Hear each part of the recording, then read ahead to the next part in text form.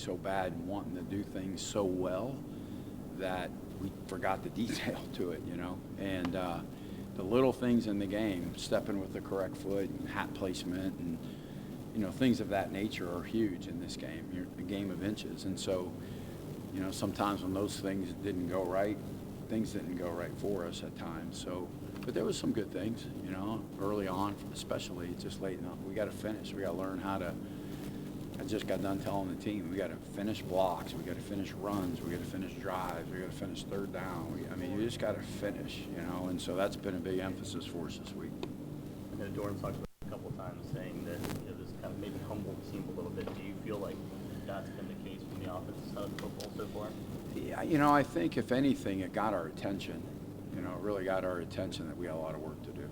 You know, and I think we're a little bit younger, maybe than the other side of the ball. You know, there's some guys that played in their first games, truly playing, right? I mean, I know guys have played some special teams, but going out there and playing 40 or 50 snaps on offense, we probably had 7 or 8 guys doing that for the first time. And so it was a learning experience for them also, and also just the intensity in which the game requires for 4 quarters, right? You go out and practice for an hour. It's way different than playing on a Saturday in a hostile environment, and, you know, way different. So I think it was a great learning experience for us. Was it a coincidence that it was hard to kind of push the ball downfield on the sidelines? I think Keon had 1 catch on the left sideline, but there wasn't a lot of sideline vertical plays. You know, we missed some. You know, I just think, like everything, it goes back to detail. It goes back to just playing what the defense gives you. I think there were some things they took away that they were cognizant of to not allow. And we tried to do some things, but you see it. I mean, we're on a. From a coach's perspective, what's really this young man? I love plays. I mean, I think he loves football, all elements of the game. He loves to practice. He loves everything that it takes to be a running back. He's not a selfish player that says, I need the football. He's going to do what it takes to help the team win. He's tough. He does a great job breaking tackles, and he's a great all-around back for us. So he's got a bright future as long as he keeps his head on straight and continue to do what he's been doing.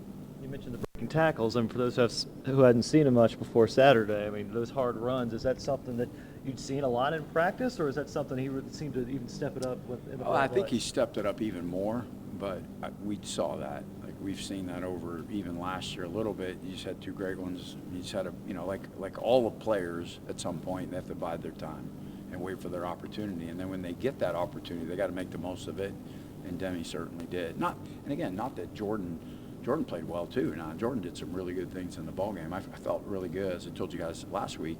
I like that group collectively. Mark and Delbert, all those guys, what they bring, very consistent players all the way around. Protection-wise, running, catching, all of it. Those details that you were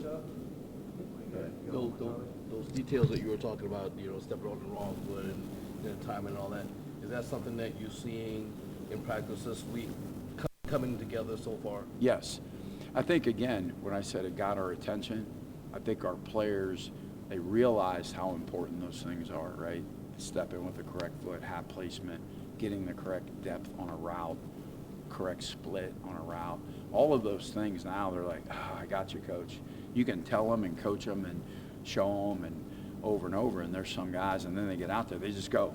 You know, anxiety takes over, adrenaline takes over, and it's 2 yards too deep.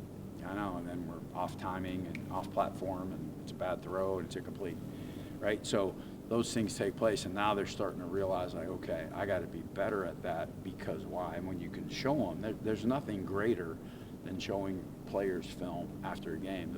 The bonus was we had a W with it, you know, and so you could learn so much from a game like that. And again, especially we were fortunate to have a W.